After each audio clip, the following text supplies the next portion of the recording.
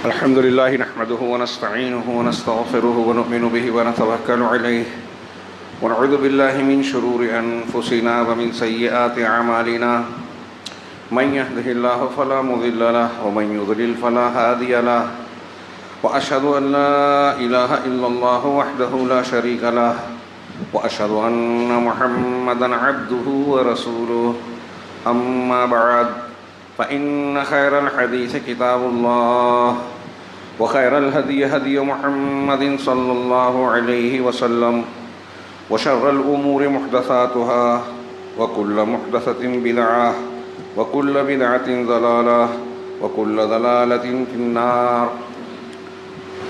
أعوذ بالله من الشيطان الرجيم. بسم الله الرحمن الرحيم. والفجر وليال عشر والشفع والوتر. وقال تعالی وَيَذْكُرُ اسْمَ اللَّهِ فِي أَيَّامٍ مَعْلُومَاتٍ.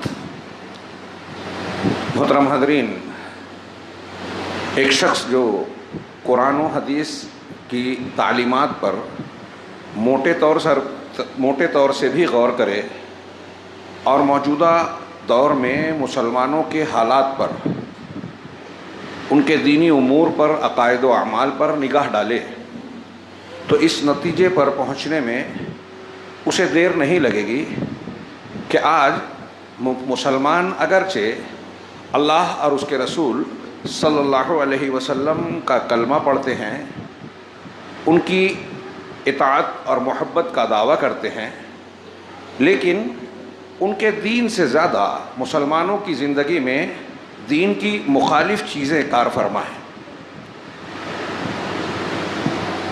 بدعات اتنی زیادہ ہیں کہ بہت ساری سنتیں اس کی وجہ سے متروک سی ہیں،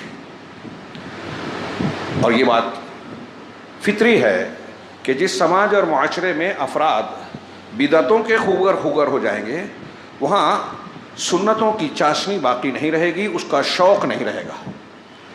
جہاں شرک اور شرکیہ عقائد و اعمال کی اثرات کا غلبہ ہوتا جائے گا یا اس کے اثرات ہوں گے، وہاں توحید خالص کی لذت سے لوگ ناآشنا ہوں گے، اس کے ثمرات اور اس کی برکتوں سے محروم رہیں گے.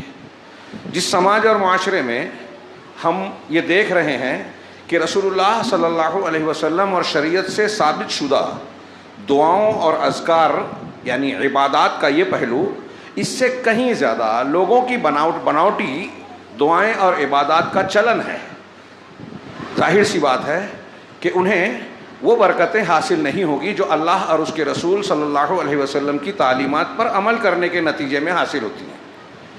اسی سیاق و سباق میں یہ بات بھی جوڑ دیجئے کہ مسلمانوں کی بڑی تعداد فضائل کے معاملے میں بھی وہ چیزیں جو قرآن و حدیث سے ثابت ہے اس میں اتنی دلچسپی، شوق اور اہتمام والا معاملہ نہیں رکھتے جتنا ان چیزوں میں دلچسپی اور اہتمام کا مظاہرہ کرتے ہیں جو ثابت نہیں ہیں قرآن و حدیث سے، جن کا پکا ثبوت نہیں ہے. مثال کے طور پہ رمضان المبارک، رمضان کے آخری عشرے کی لیلۃ القدر، اس کی فضیلت قرآن سے حدیث سے بلا اختلاف ثابت ہے واضح طور پہ، لیکن یہاں آپ کو اتنا اہتمام نظر نہیں آئے گا لیلۃ القدر کا جتنا اس رات کا جس کا ثبوت ٹھیک ٹھاک سے موجود بھی نہیں ہے، اور حقیقت میں رافضیوں کی روایتوں کی بنیاد پہ جسے مشہور کیا گیا، جسے ہمارے یہاں شب برات اور 15 شعبان کہا جاتا ہے، اس کا اہتمام جتنا کیا جاتا ہے. چھٹیاں ہوتی ہیں، کاروبار بند ہو جاتا ہے، یہاں تک کہ بہت سے لوگ نیا لباس پہنتے ہیں، خاص بدعتی عبادات کا، دعاؤں اور اذکار کا اہتمام کرتے ہیں، چھوٹے فضائل بیان کیے جاتے ہیں. ایسا ہی معاملہ ان ایام کا ہے جس میں ہم اور آپ اب داخل ہونے جا رہے ہیں، یعنی ذی الحجہ کا پہلا عشرہ. ذی الحجہ کا پہلا عشرہ جس کی قسم اللہ رب العالمین نے ذکر کی سورہ فجر کے آغاز میں، والفجر ولیال عشر، قسم ہے فجر کی اور 10 راتوں کی. رات بولا جاتا ہے تو عربی میں دن اور رات دونوں شمار ہوتے ہیں، تو ترجمہ ہم 10 دنوں کا بھی کر سکتے ہیں، مفہوم غلط نہیں ہوگا کہ 10 دنوں کی، والشفع والوتر، اور جفت اور طاقت کی. اللہ رب العالمین کا کسی معاملے میں کسی چیز کی قسم کا تذکرہ کرنا یہ خود اس کی ایک فضیلت بتاتا ہے، اہمیت بتاتا ہے۔ یہ تو قرآن کی بات ہے، احادیث مبارکہ میں ان ایام کے فضلوں اور ان کی برکتوں کے بہت سارے بیانات موجود ہیں۔ لیکن آپ دیکھیے کہ امت مسلمہ میں، ہمارے سماج اور معاشرے میں عشرہ ذی الحجہ کے اس پہلے عشرے کی جو فضیلت قرآن و حدیث نے بیان کی ہے اس کی طرف توجہ نہیں ہے، اس کا اہتمام نہیں ہے عملی زندگی میں۔ اس کے بالمقابل اب اس کے فوراً بعد ایک مہینہ آنے والا ہے،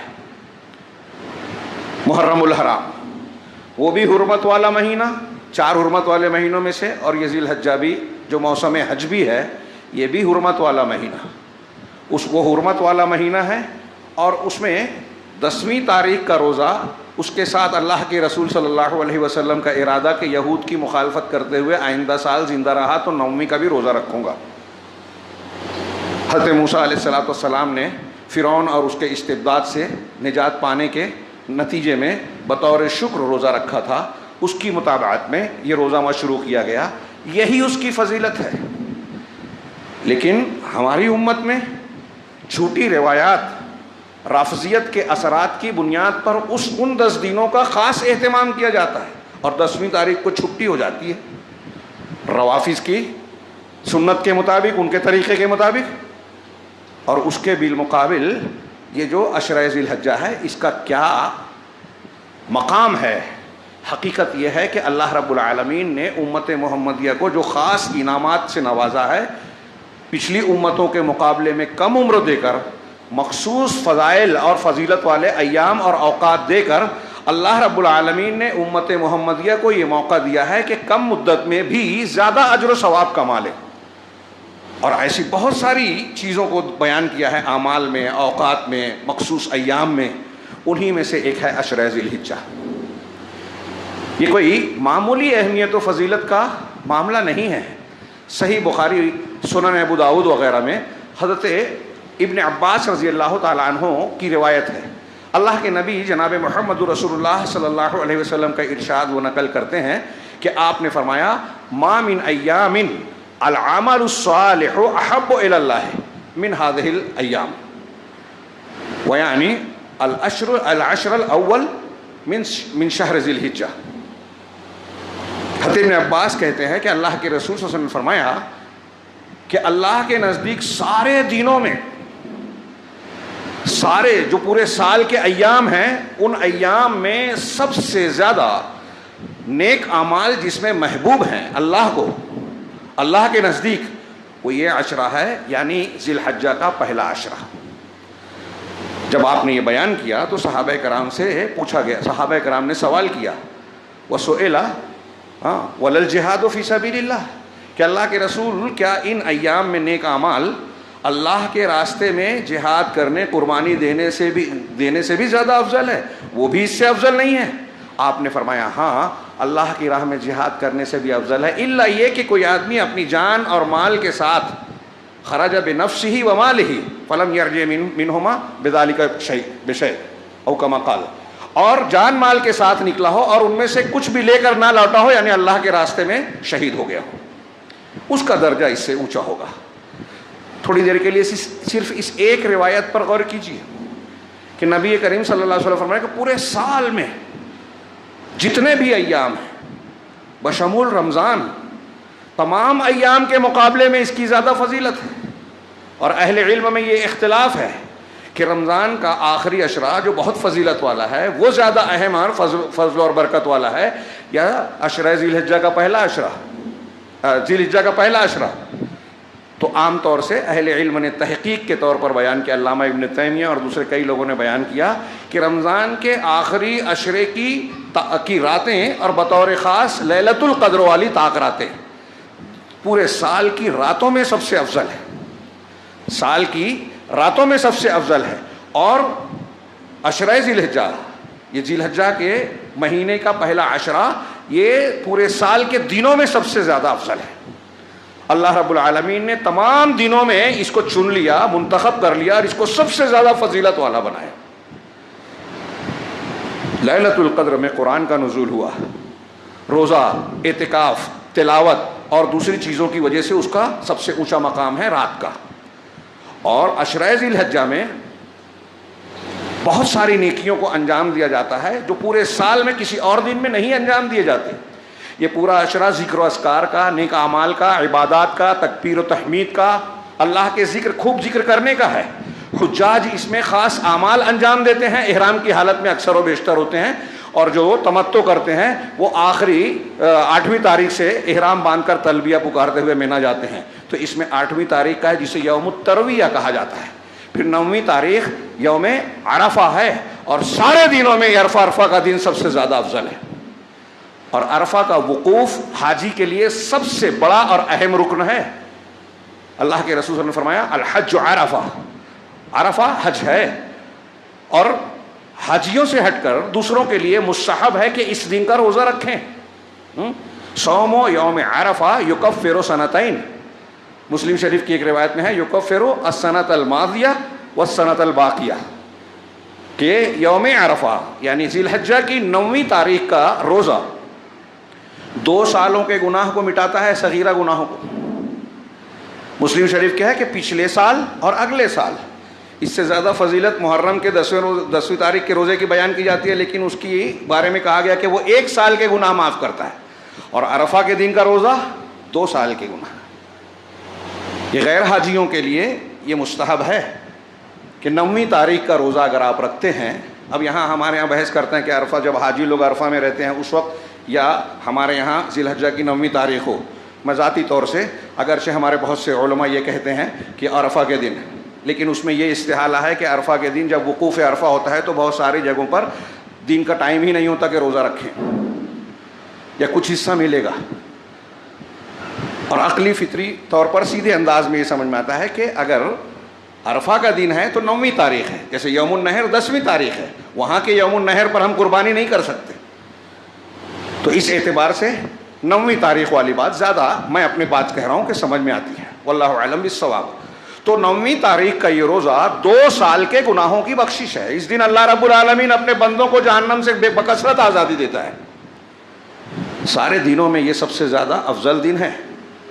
پھر اس کے بعد یوم النحر، قربانی والا دن. اللہ کے رسول صلی اللہ علیہ وسلم سے ثابت ہے کہ آپ نے فرمایا کہ یوم النحر کو قربانی کرنا سب سے فضیلت والا عمل ہے، اللہ کے نزدیک پسندیدہ عمل ہے. صدقہ و خیرات نہیں، اللہ کے راستے میں قربانی کرنا. اور ایک حدیث یہ بھی ہے، جیسے میں نے ابھی حضرت ابن عباس کی روایت فرمائی، ایک حدیث میں یہ ہے کہ پہلے ذی الحجہ کا پہلا عشرہ تمام مہینے کے تمام سالوں کے مقابلے میں اللہ کے نزدیک زیادہ افضل ہے، فضیلت والا ہے. یہ روایتیں آپ دیکھیے کہ ان 10 دنوں میں جو اعمال ہو رہے ہیں، اللہ رب العالمین نے ان کو جو خصوصیات دی ہیں وہ پورے سال کے ایام میں کسی دن میں کسی عشرے میں نہیں ہے، یہاں تک کہ رمضان میں بھی. نبی کریم صلی اللہ علیہ وسلم اور صحابہ کرام کہتے ہیں، یہ جیسے کہ قرآن کی آیت میں نے پڑھی تھی سورہ حج کی، کہ حاجیوں کا ذکر کرتے ہوئے کہا وَيَذْكُرُ اسْمَ اللَّهِ فِي أَيَّامٍ مَعْلُومَاتٍ، اور تاکہ وہ اللہ کے نام کا ذکر کریں معلوم دنوں میں.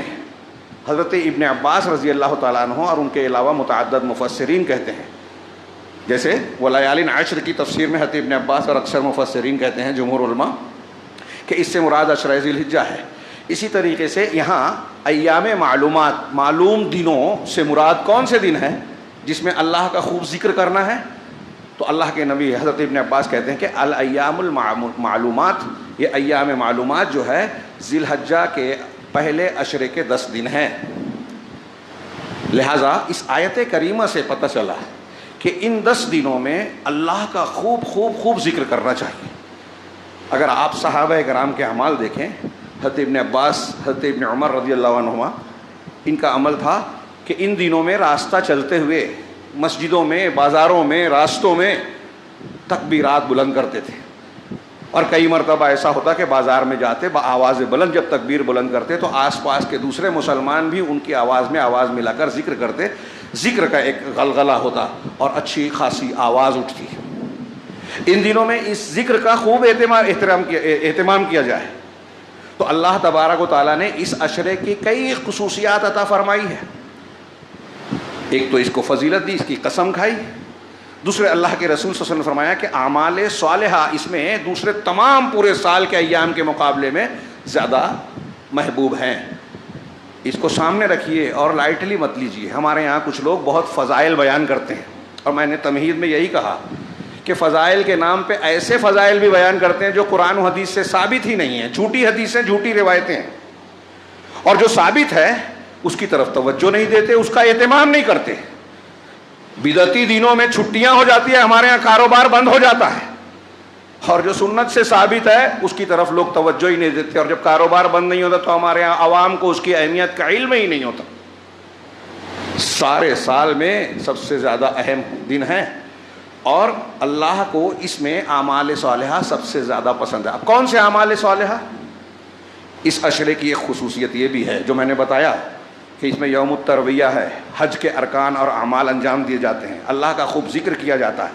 یوم عرفہ کا روزہ، عرفہ کا وقوف حاجیوں کی طرف سے، پھر اس 10ویں تاریخ کو کنکری مارنا، رمی جمار، وہ کیا ہے،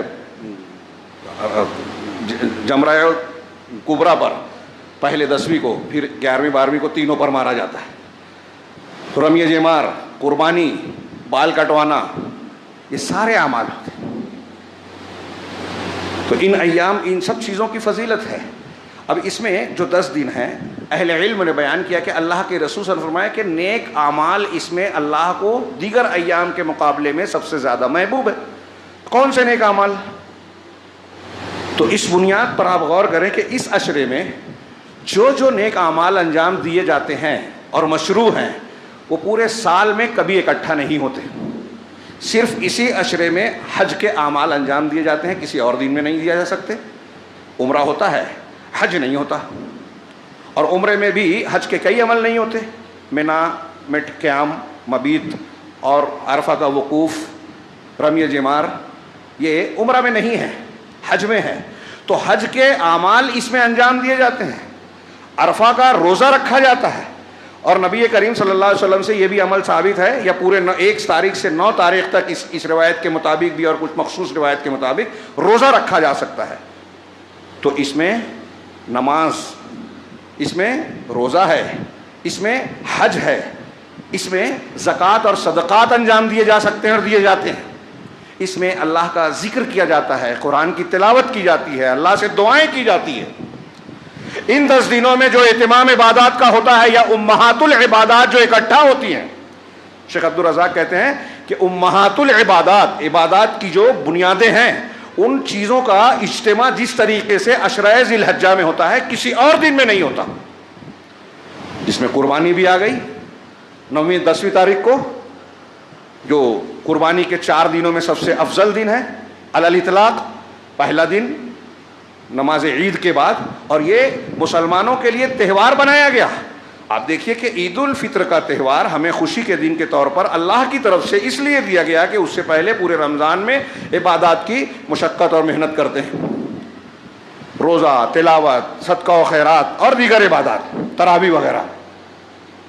عید الاضحیٰ کا تہوار ہم کو اس اعتبار سے ملا کہ اس عشرے میں بھی ہم خوب نیک اعمال کریں، اور جو نیک اعمال کرتا ہے اللہ کا خوب ذکر کرے، مسجد میں جانے میں جو ہے دوسرے ایام کے مقابلے میں زیادہ اہتمام کرے، پہلے وقت میں جماعت میں شریک ہو، فرائض کے ساتھ ساتھ نوافل کا اہتمام کرے. ہے نا بخاری کی حدیث قدسی، اللہ تبارک و تعالیٰ نے فرمایا، اللہ کے رسول کہتے ہیں کہ اللہ تعالیٰ نے فرمایا کہ میں نے جو میرے نزدیک سب سے زیادہ پسندیدہ عمل وہ ہے بندے کی طرف سے جس کو میں نے فرض کیا ہے.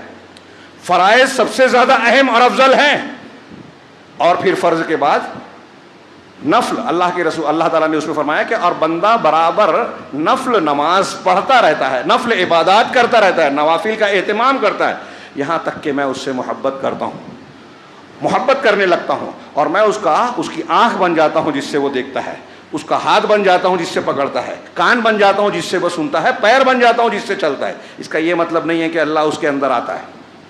صوفیہ جو معنی بیان کرتے ہیں بالکل غلط معنی ہے، دھوکہ ہے، کیونکہ اسی حدیث کے آخر میں ہے کہ جب اس درجے پر بندہ پہنچ جاتا ہے تو جب وہ دعا مانگتا ہے تو میں اس کی دعا کو قبول کرتا ہوں، وہ پناہ مانگتا ہے تو میں اس کو پناہ دیتا ہوں. علامہ ابن تیمیہ نے کہ یہ آخری جملہ بتا رہا ہے کہ بندہ اور اللہ الگ الگ ہے. اللہ بندے میں نہیں آیا.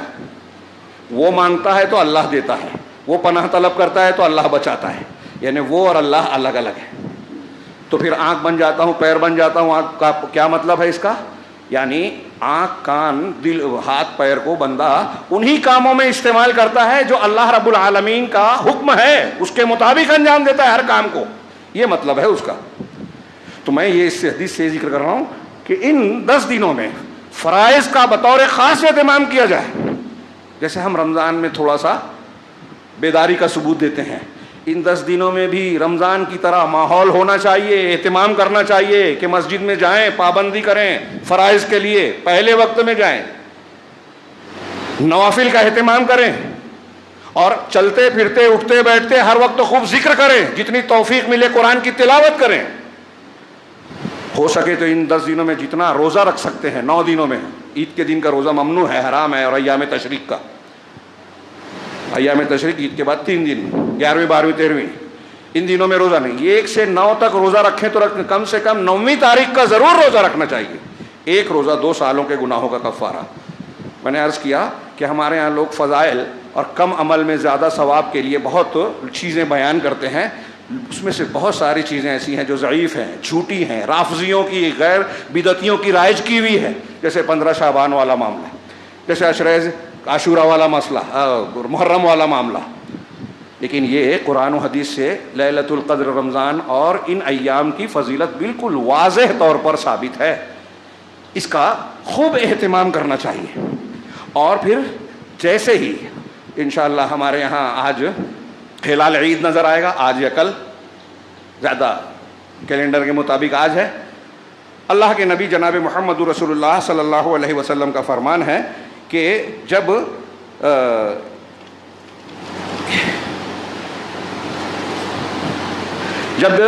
ہلال عید نظر آ جائے, ہاں, حضرت صحیح مسلم میں اللہ کے نبی صلی اللہ علیہ وسلم فرمایا کہ اذا رأیتم ہلال ذی الحجہ واراد احدکم ان یضحی فلیمسک عن شعرہ واظفارہ, وفی روایت اذا دخلت العشر واراد احدکم ان یضحی فلا یمس من شعرہ وبشرہ شیئا. یہ 2 روایتیں اکٹھا ہے کہ جب تم ہلال ذی الحجہ دیکھ لو, یعنی ذی الحجہ کا چاند نظر آ جائے, اور تم میں سے کوئی, حدیث کے جو الفاظ ہیں, وَأَرَادَ أَحَدُكُمْ أَن يُضَحِّيَ, کہ تم میں سے کوئی قربانی کا ارادہ رکھتا ہے, یہ بطور خاص اس کے لیے ہے, ہاں, فَلْيُمْسِكْ عَنْ شَعْرِهِ وَأَظْفَارِهِ, تو وہ اپنے بال, سر کا بال, مونچھ کا بال, بغل کا بال, زیر ناف بال, سب بال آ گئے, اپنے بال سے رک جائے, یعنی بال نہ کاٹے. وَأَظْفَارِهِ, اور اپنے ناخون کو نہ کاٹے, جس کا قربانی کا ارادہ ہے. اور دوسری روایت میں الفاظ کا تھوڑا سا فرق ہے کہ اللہ کے رسول نے فرمایا کہ اذا دخلت العشر واراد احدکم ان یضحی فلا یمس من شعرہ وبشرہ شیئا, کہ جب تم میں سے کوئی شخص ذی الحجہ کا چاند دیکھے, عشرہ ذی الحجہ میں داخل ہو, وہاں چاند دیکھے اور یہاں عشرہ ذی الحجہ میں داخل ہو, اور تم میں سے کوئی قربانی کا ارادہ رکھتا ہو, تو اپنے بال اور اپنے بشر سے کچھ نہ چھوئے, چمڑی وغیرہ نہ کاٹے. ہاں, عام طور سے ہمارے یہاں احناف یہ بیان کرتے ہیں, اخبارات میں مضمون چھپتا ہے, میں نے کل دیکھا ایک جگہ, تو کہتے ہیں کہ یہ مستحب ہے, سنت ہے کہ آدمی چاند نظر آ جانے کے بعد بال ناخن نہ کاٹے, مستحب ہے. یعنی اگر کیا تو بہت اچھا ہے, نہیں کیا تو کوئی بات نہیں. لیکن جمہور علماء کہتے ہیں, اور ایک اصول ہے شریعت کا, کہ اللہ کے رسول صلی اللہ علیہ وسلم یا قرآن اگر کوئی بات حکم دے کر بیان کرے کہ ایسا کرے, دیکھیں یہاں فلیمسک چاہیے کہ وہ رک جائے, یہ فعل امر ہے, اسے رک جانا چاہیے, اور فلا یمس, نہ چھوئے, ہاں, یہ بھی ممانعت ہے, نہیں ہے. تو اس میں قاعدہ یہ ہے فقہ کا اور عربی کے اعتبار سے کہ اگر کوئی قرینہ موجود نہ ہو تو اللہ اور اس کے رسول کا حکم وجوب پر دلالت کرتا ہے, اور اللہ اور اس کے رسول کی ممانعت حرام ہونے پر دلالت کرتی ہے.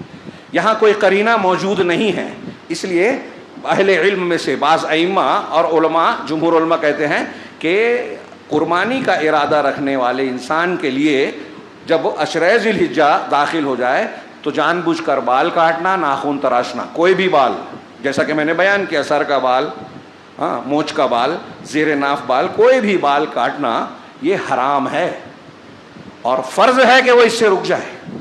اور یہ بات دلیل کے اعتبار سے زیادہ مضبوط نظر آتی ہے. جیسا کہ ہمارے یہاں مشہور ہے کہ یہ مستحب ہے، کیے تو اچھا، نہیں کیے تو کوئی بات نہیں، صحیح نہیں ہے. ہاں جو قربانی نہیں کرتا اس کے لیے سنن ابو داؤد، ابن حبان اور دوسری بعض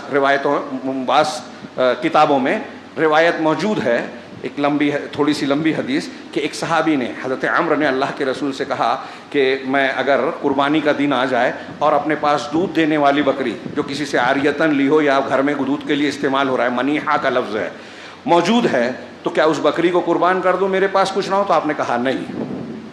ہاں اگر تم چاہتے ہو کہ اجر و ثواب ملے تو عشرہ ذی الحجہ میں تم اپنے بال ناخن وغیرہ نہ کاٹتے ہوئے جب 10ویں تاریخ کو ہو جائے تو نماز وغیرہ سے فراغت کے بعد اپنے بال اور ناخن کاٹ لو، اپنے زیر ناف بال کو صاف کر لو، تو تم کو قربانی کا اجر و ثواب مل جائے گا. تم کو اتنا اجر و ثواب مل جائے گا.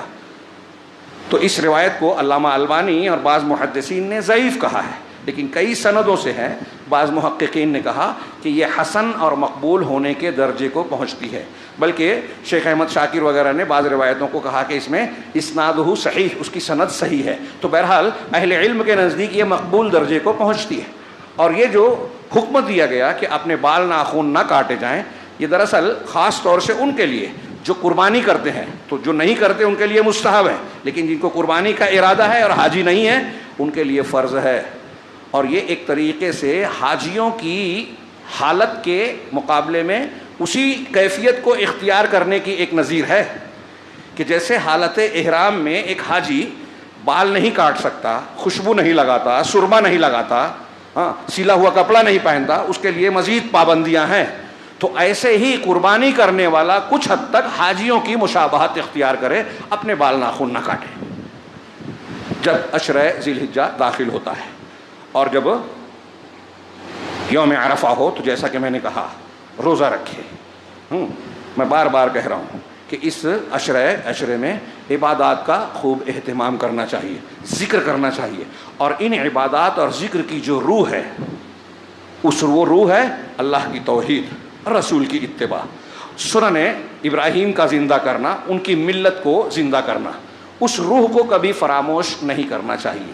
آج ہمارے لیے بہت بڑا المیہ یہ ہے کہ ایک تو ہم نیک اعمال کرتے نہیں، دوسرے یہ کہ کرتے ہیں تو یا تو اخلاص نہیں ہوتا یا رسول اللہ صلی اللہ علیہ وسلم کی سنتوں کا لحاظ اور اس کی رعایت نہیں ہوتی. اور نیک اعمال کے قبول ہونے کے لیے یہ جو دو چیزیں شرط ہیں. اگر آپ کی نیت درست نہیں ہے تو قبول نہیں ہوگا. آپ کا عمل صحیح ہے، نیت صحیح ہے، لیکن سنت کے مطابق عمل نہیں ہے، بدعت ہے، تو بھی قبول نہیں ہوگا. من عمل عملا لیس علیہ امرنا فہو رد. ان دونوں چیزوں کا لحاظ کر کے عمل کرنا چاہیے. اور ان دونوں چیزوں کا لحاظ کریں تو ان عبادات اور ساری عبادات کی اصل روح ہے توحید. لا الہ الا اللہ کی بنیاد ہمیشہ سامنے ہونی چاہیے.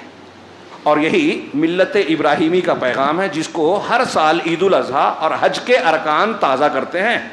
اب حضرت ابراہیم علیہ الصلوۃ والسلام کی زندگی کو، ان کی سیرت طیبہ کو، ان کی ملت کو ان موقعوں پر تازہ کرنا چاہیے. اپنے اور اپنے بچوں کو بتانا چاہیے کہ ان کی پوری زندگی کس طرح سے توحید کے مطابق گزری، کس طرح سے انہوں نے توحید کے تقاضوں کی تکمیل کی. موقع نہیں ہے، وقت مکمل ہو گیا. میں آج کے دن میں بہت سا وقت ہو چکا ہے، صرف قربانی سے متعلق 2-4 مسئلوں کو جس پر عام طور سے عوام میں بحث ہوتی ہے، لوگ جانتے ہیں، لیکن ہمارے یہاں کچھ لوگ بلا وجہ کی بھی بحثیں کرتے ہیں. تو ان سے متعلق راجح باتیں اختصار سے، تفصیلی دلیلوں کا موقع نہیں ہے، بیان کروں. سب سے پہلی چیز کہ قربانی جو سیدنا ابراہیم علیہ الصلوۃ والسلام کی سنت ہے اور پھر جناب محمد رسول اللہ صلی اللہ علیہ وسلم کی، اس میں ایک اختلاف ہے کہ یہ کس پر واجب ہے، سنت ہے، سنت مؤکدہ ہے، کیا ہے. تو تحقیق یہ ہے کہ یہ سنت ہے اور سنت مؤکدہ ہے.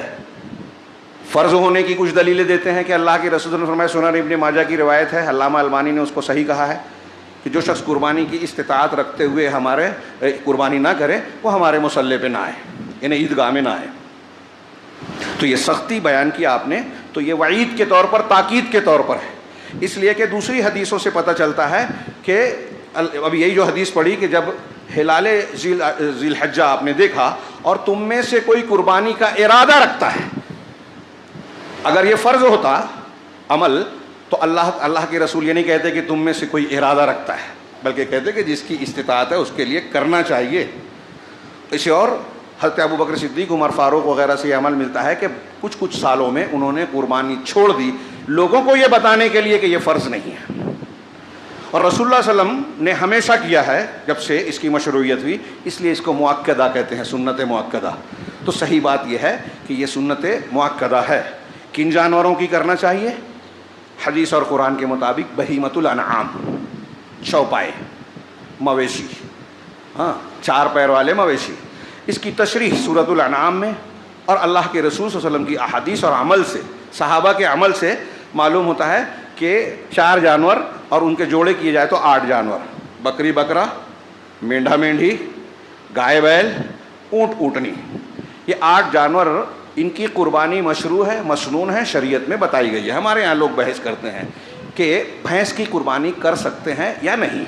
عام طور سے جمہور علماء اسی کے قائل ہیں کہ بھینس کی قربانی نہیں کرنی چاہیے. بعض نے تو بہت سختی سے کہا کہ یہ ہوگی ہی نہیں، اور بعض لوگ احتیاط سے کہتے ہیں کہ اس بارے میں احتیاط برتنا چاہیے. بھینس کی قربانی جو لوگ اس کے قائل ہیں کہ ہو سکتی ہے، آج کل کچھ سالوں سے بعض علماء اہل حدیث بھی کہہ رہے ہیں یہ کم ہے، بہت کم ہے، لیکن ان کی دلیل کوئی مضبوط دلیل اللہ کے رسول صلی اللہ علیہ وسلم کی حدیث یا صحابہ کرام کا بالکل ثابت شدہ عمل نہیں ہے. ان کی دلیل خاص طور سے لغت سے استدلال ہے، لغت سے، صرف لغت سے، شریعت میں استدلال کافی نہیں ہے. اور وہ کیا ہے؟ وہ کہتے ہیں کہ البقر نوع من الجاموس و نوع من البقر، کہتے ہیں کہ اہل لغت کہتے ہیں کہ جاموس یعنی بھینس، یہ بقر یعنی گائے کی قسم میں سے ہے، ایک نوع ہے، ایک قسم ہے. تو اس کی ایک قسم ہے، مطلب گائے تو نہیں ہے نا، اس لغت میں بھی غور کیجئے. عرب میں بھینس نہیں ہوتی تھی. حضرت عمر فاروق کے زمانے میں کہتے ہیں کہ جب ایران، فارس اس وقت کہلاتا تھا، فتح ہوا تو وہاں بھینس دیکھی، صحابہ نے سوال کیا کہ ایک جانور ہے ایسا ایسا ہے جو گائے کے مشابہ ہے، نظر آتا ہے. تو زکوٰۃ کے معاملے میں کہا کہ اس کو جب گائے کی طرح ہے تو زکوٰۃ لینے میں گائے کی طرح اس کو جوڑا جائے اور اس کی زکوٰۃ نکالی جائے. صحابہ کرام نے گائے پہ تو قیاس کر کے زکوٰۃ تو نکالی، لیکن میرے علم میں کہیں یہ نہیں ہے کہ انہوں نے گائے پر قیاس کر کے اس کی قربانی کی ہو، نمبر 1. دوسری بات یہ کہ اللہ کے نبی صلی اللہ علیہ وسلم سے اور قرآن سے جن جانوروں کی قربانی ثابت ہے، جن جانوروں کی قربانی ثابت ہے، ان جانوروں کے موجود ہوتے ہوئے اس جانور کو لینا جس کی ثابت نہیں ہے اور آپ کو کھینچتان کر کے ثابت کرنا پڑ رہا ہے، اس کی طرف نہیں جانا چاہیے. فقہ کا اصول ہے کہ اگر احتمال نظر آئے آپ کو کہ یہ کرنا ہے یا یہ کرنا ہے شریعت میں، اور دلائل سے اطمینان نہیں ہو رہا ہے، تو ایسی صورت میں فقہا اور علماء کا کہنا ہے کہ احوط جو احتیاط والا پہلو ہے اسے لیا جائے.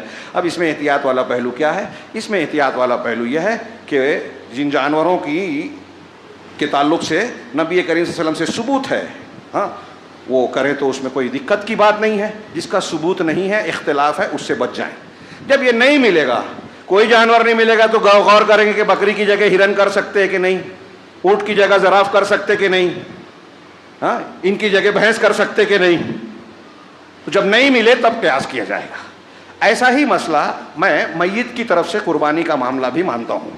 ہمارے یہاں کچھ لوگ رسول اللہ صلی اللہ علیہ وسلم کی طرف سے قربانی کرتے ہیں، کچھ لوگ اپنے مردہ رشتہ داروں کی طرف سے. اس میں بڑی دلیل یہ دیتے ہیں کہ اللہ کے رسول صلی اللہ علیہ وسلم نے ایک بکری اپنے گھر والوں کی طرف سے، اپنے گھر کے اور ایک بکری ہمیشہ امت کے ان لوگوں کی طرف سے کرتے تھے جو قربانی کی استطاعت نہیں رکھتے. تو اس میں استدلال کرتے ہیں کہ امت کے وہ لوگ جو استطاعت نہیں رکھتے، آنے والوں میں بھی ہیں اور گزر جانے والوں میں بھی ہے. اب یہ بھی دیکھیے کہ کیا یہ واضح دلیل ہے؟ ہاں اگر آپ اس حدیث سے یہ کہتے ہیں کہ اس میں گزرنے والے بھی ہیں اور اس کی بنیاد پر آپ اپنے مرنے والے رشتہ دار کی طرف سے قربانی کو جائز سمجھتے ہیں یا درست مانتے ہیں، مشروع، تو پھر آپ آنے والوں کے لیے بھی کریں. تو جو لوگ کہتے ہیں کہ اس حدیث سے ثابت ہوتا ہے، جب ان سے یہ سوال کیا جاتا ہے تو کہتے ہیں کہ نہیں یہ اللہ کے رسول صلی اللہ علیہ وسلم کے لیے خاص تھا. تو جب اللہ کے رسول صلی اللہ علیہ وسلم کے لیے خاص ہے تو یہ جس طرح خاص ہے وہ بھی خاص ہے، اور وہ معنی آپ نے نکالا ہے کہ جو گزر چکے وہ بھی، یہ واضح نہیں ہے. حضرت علی کی طرف سے حضرت علی کرتے تھے اپنے اور اپنے اللہ کے رسول کی طرف سے کہ مجھے اللہ کے رسول نے وصیت کی ہے، یہ حدیث ضعیف ہے، قابل حجت نہیں. اس کی بنیاد پر کہتے ہیں علامہ ابن تیمیہ جیسے لوگ بھی کہتے ہیں کہ جب اس کے بارے میں کوئی وضاحت نہیں ہے اور یہ ضعیف روایت ہے تو اس کی بنیاد پر ہم یہ کہہ سکتے ہیں کہ میت کی طرف سے قربانی کر لیے تو کوئی حرج نہیں. سوال یہ ہے کہ ایک اصول ہے قرآن و حدیث کا جسے سارے اہل سنت والجماعت، اہل الحدیث، حنفی، شافعی، مالکی سب مانتے ہیں کہ عبادات توقیفی ہیں، یعنی عبادات کا دار و مدار قرآن و حدیث کے اصول پر ہے. جب تک قرآن و حدیث سے کوئی ثبوت نہ ملے کوئی عبادت کرنا جائز نہیں ہے. یہ سب مانتے ہیں، اصول ہے یہ. اس کی دلیلیں ہیں کہ کوئی بھی اگر عبادت کے طور پر ایسا عمل کرے جس پر رسول اللہ صلی اللہ علیہ وسلم کا حکم نہیں ہے تو وہ رد ہے. من عمل عملا من احدث فی امرنا ھذا ما لیس منہ فہو رد. یہ دو حدیثیں، من عمل عملا لیس علیہ امرنا فہو رد، کہ اگر حکم رسول نہیں ہے، شریعت کی دلیل نہیں ہے، کوئی عمل ایسا کرے گا تو وہ رد ہو جائے گا. تو عبادات میں دلیل ہونا چاہیے کرنے کی، معاملات میں دلیل ہونی چاہیے نہ کرنے کی. ہر چیز آپ کھا سکتے ہیں، جائز ہے، جب تک کہ اس کے حرام ہونے کی دلیل نہ ہو. اور عبادات میں کوئی عبادت اس وقت تک نہیں کر سکتے جب تک عبادت کرنے کا، یہ قاعدہ یاد رکھیے بہت کام آئے گا. تو میں یہ کہنا چاہتا ہوں کہ جو لوگ میت کی قربانی کی کے جائز جواز کے قائل ہیں، کیا وہ ضعیف روایت یا احتمالی روایت کو کافی سمجھتے ہیں؟ ایک عبادت ہے، اس عبادت کے لیے، اس بات کے لیے کیا ضعیف روایت دلیل بن سکتی ہے؟ اگر ایسا ہوگا تو جیسے کرامیہ اور صوفیہ اور بہت سارے لوگوں نے فضائل میں جھوٹی اور ضعیف حدیثوں کو جو استدلال کیا اس کو رد کرتے ہیں محدثین. کسی عمل کی مشروعیت ثابت نہیں ہوگی، کوئی ثابت شدہ عمل ہے، اس کی فضیلت پہ اگر ضعیف حدیث آ جائے تو چل جائے گی. دھیان دیجیے میری بات کو، بہت سے لوگ یہ فرق نہیں سمجھتے. ضعیف حدیث سے فضائل میں جو ثابت ہے، کوئی عمل ثابت ہے تو اس کی فضیلت، کچھ ضعیف روایت ہے، ہلکا ضعف ہے تو اس سے ثابت فضیلت ہو سکتی ہے، لیکن عمل ثابت نہیں ہے. اور ایک ضعیف حدیث سے آپ کسی عمل کو ثابت کریں، یہ کہیں قبول نہیں کیا جائے گا. تو اس کے لیے کوئی مضبوط ثبوت نہیں ہے. اور صحابہ کرام، اللہ کے رسول صلی اللہ علیہ وسلم سے بیان کیا جاتا ہے، آپ کہہ رہے ہیں امت کی طرف سے. خدیجہ الکبریٰ رضی اللہ تعالیٰ عنہ، بخاری وغیرہ میں ہے کہ جب بھی قربانی ہوتی تھی تو اللہ کے رسول صلی اللہ علیہ وسلم حضرت خدیجہ کی سہیلیوں کے گھر گوشت بھیجتے تھے. حضرت خدیجہ یاد رہتی تھی وفات کے بعد، لیکن کبھی یہ ثبوت نہیں ہے کہ آپ نے حضرت خدیجہ کی طرف سے قربانی کی ہو. صحابہ کرام اللہ کے رسول صلی اللہ علیہ وسلم سے سب سے زیادہ محبت کرتے تھے اور ان کے رشتہ داروں کا بھی انتقال ہوا، لیکن کسی ایک صحابی سے کسی صحیح دلیل سے یہ ثابت نہیں ہے کہ انہوں نے اپنے مر جانے والے رشتہ دار کی طرف سے قربانی کی ہو. لہذا احوط بہتر یہی ہے، اگر آپ چاہتے ہیں کہ آپ کے مرنے والے رشتہ داروں کو ثواب پہنچے تو جو ثابت ہے آپ وہ کیجئے نا، قربانی کیجئے، ذکر و اذکار کیجئے اس دن، خوب اللہ کی رضامندی، اور ان کے حق میں جو مر گئے ہیں ان کے لیے دعا کیجئے، اس کا ثبوت ہے. ان کے نام پہ صدقہ و خیرات کیجئے، اس کا ثبوت ہے. تو جو چیز ثابت ہے وہ کیجئے. عبادات کے سلسلے میں یہی ضابطہ اختیار کرنا چاہیے. اسی طریقے سے جانوروں میں کون سا جانور؟ تو عیوب سے پاک. ہاں حدیثوں میں ہے کہ وہ لنگڑا جس کا لنگڑا پن واضح ہو، وہ بھینگا، ہاں کانا بھینگا جس کا بھینگا پن واضح ہو، وہ سینگ ٹوٹا جس کا واضح طور سے سینگ ٹوٹا ہوا ہو، تھوڑا موڑا ہلکا پھلکا ہوگا چل جائے گا.